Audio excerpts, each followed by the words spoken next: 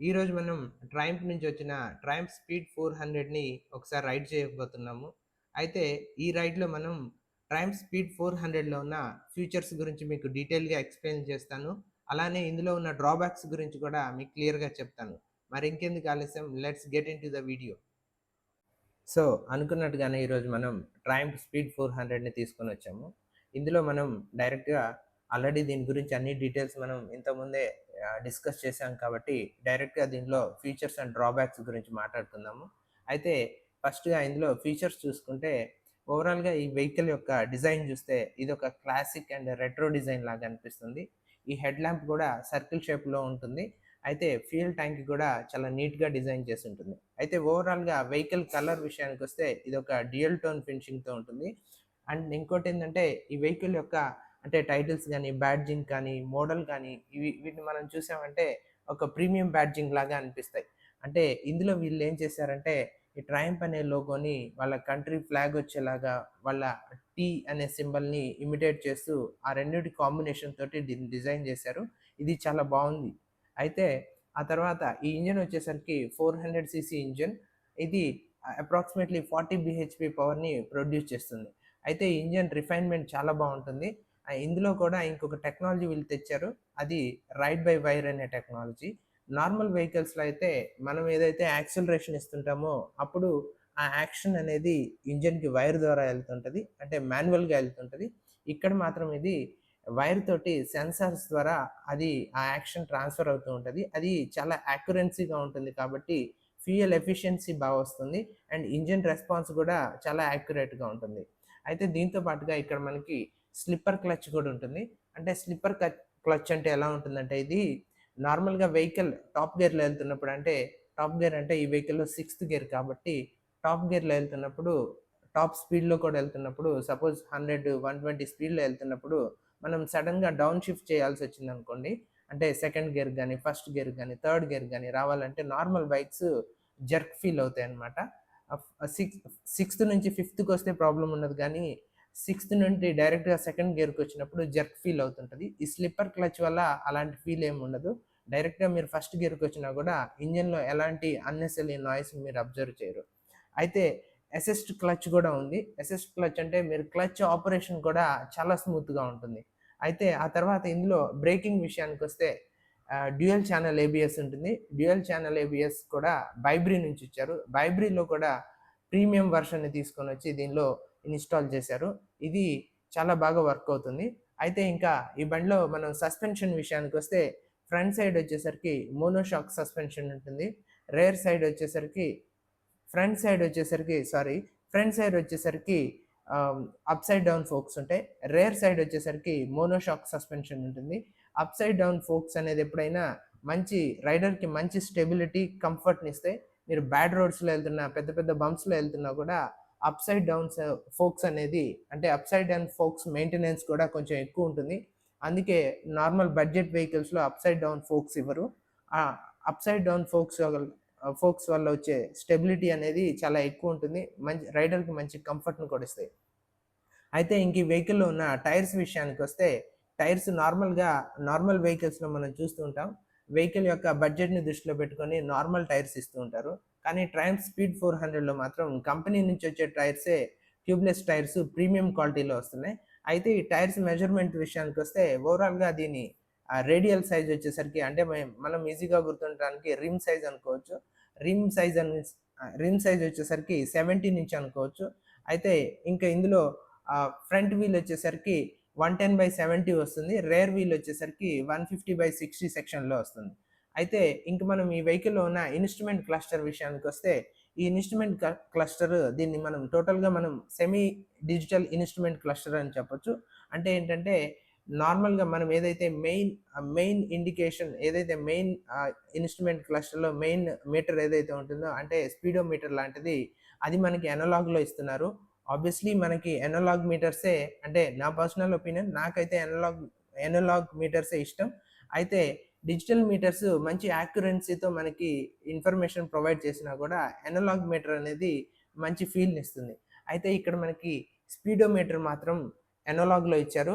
అది best part అని చెప్పొచ్చు. దాని తర్వాత ట్రిప్ మీటర్ గాని, ఫ్యూయల్ గేజ్‌కి సంబంధించింది గాని, ఇవన్నీ మనకి డిజిటల్‌గా చూపిస్తున్నారు. అయితే ఇందులో మనకి డిజిటల్ మీటర్స్‌లోకి వచ్చేసరికి లేదంటే ఐకాన్స్‌లో వచ్చేసరికి మనకి గేర్ పొజిషన్ కానీ, టర్న్ సిగ్నల్స్ అంటే ఇండికేటర్‌కి సంబంధించింది high beam, low beam, ABS warning, oil pressure, engine oil check చేసుకునేది కానీ, engine temperature, gear position, service service due ఉన్నది కానీ, ఫ్యూయల్ గేజ్ కానీ, అంటే ఫ్యూయల్ ఎంతుంది అనేది కానీ, ట్రిప్ మీటర్స్ అవ్వచ్చు, టాకోమీటర్ అవ్వచ్చు. అంటే టాకోమీటర్ అంటే వెహికల్ ఎంత ఆర్‌పిఎంలో ఎళ్తుందనేది, వార్నింగ్ లైట్స్ అవ్వచ్చు, అంటే హజార్డ్ లైట్స్ కానీ, ఇండికేటర్స్ కానీ, రైడ్ మోడ్స్ అంటే ట్రాక్షన్ కంట్రోల్ ఆన్ ఉందా? ఆఫ్ ఉందా? ఇవన్నీ మనకి డిజిటల్‌గా డిస్‌ప్లే అవుతుంటాయి. సింబల్స్‌లో ఇండికేట్ అవుతూ ఉంటాయి. మనకి స్పీడోమీటర్ మాత్రం అనలాగ్‌లో ఉంటుంది.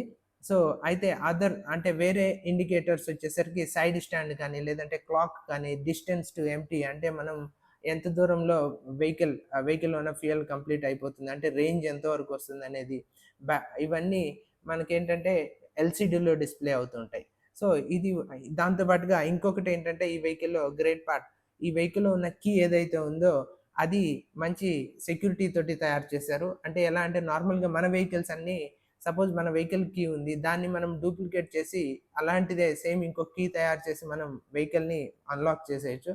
కానీ ఇందులో ఉన్న ఇమ్మొబిలైజర్ టెక్నాలజీ అనే దాన్ని తీసుకొనొచ్చి వీళ్ళు సేమ్ కీని డూప్లికేట్ చేసి ఇంకొక కీని మనం సేమ్ అలానే ఉన్న కీని గాని బండిలో పెట్టి మనం అన్‌లాక్ చేయాలనుకుంటే బండి అన్‌లాక్ అవ్వదు. కంపెనీ నుంచి ఏదైతే కీ వచ్చిందో ఆ కీతోనే బండి అన్‌లాక్ అవుతుంది. బహుశా ఇందులో ఏదైనా వాళ్ళు ఎలక్ట్రానిక్ చిప్ పెట్టి ఆ 2 పెయిర్ అయినప్పుడే బండి అన్‌లాక్ అయ్యేలాగా వీళ్ళు అలా టెక్నాలజీ తెచ్చుంటారు. అండ్ అయితే ఈ వెహికల్ గురించి మెయిన్ మనం ప్రోస్ అని చెప్పుకోవచ్చు. అయితే డ్రాబ్యాక్స్ విషయానికొస్తే ఇది ఓవరాల్‌గా ఏంటంటే కొంచెం పెర్ఫార్మ్డ్ వెహికల్ కాబట్టి కొంచెం ఇంజిన్ దగ్గర మనకి రైడర్‌కి ట్రాఫిక్‌లో గాని, లో స్పీడ్‌లో ఎళ్తున్నప్పుడు కొంచెం హీట్ ఫీల్ అవుతుంది. కొంచెం స్పీడ్‌లో ఎళ్తున్నప్పుడు అంటే ఈ వెహికల్ ఐడిల్ క్రూజింగ్ స్పీడ్ వచ్చేసరికి 80 కిలోమీటర్స్ పర్ అవర్ అని చెప్పొచ్చు. అయితే మీరు once you cross 60 and 70 kilometres speed ఈ వెహికల్‌లో మీకు ఆ హీట్ ఫీల్ అనేది ఉండదు. అంటే నార్మల్‌గా మనకిక్కడ ఒక డౌట్ ఉండొచ్చు.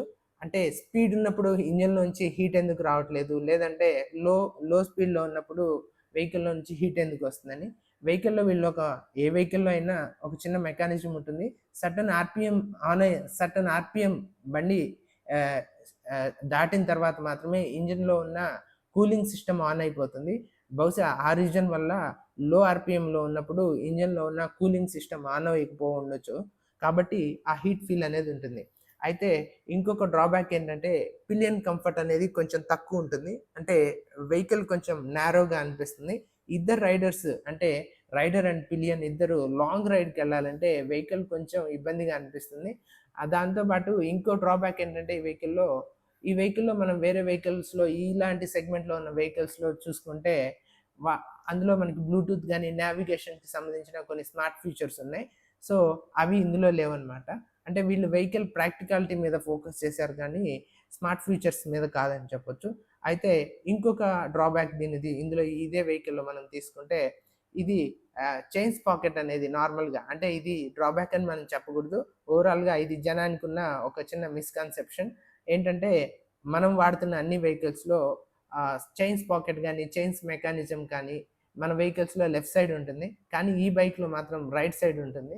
సో, ఇది ఇది మన వాళ్ళు కొంతమంది కన్‌ఫ్యూజ్ అవుతుంటారు. కానీ దీనివల్ల ఇంజిన్ పెర్ఫార్మన్స్‌లో ఎలాంటి డిఫరెన్స్ ఉండదు.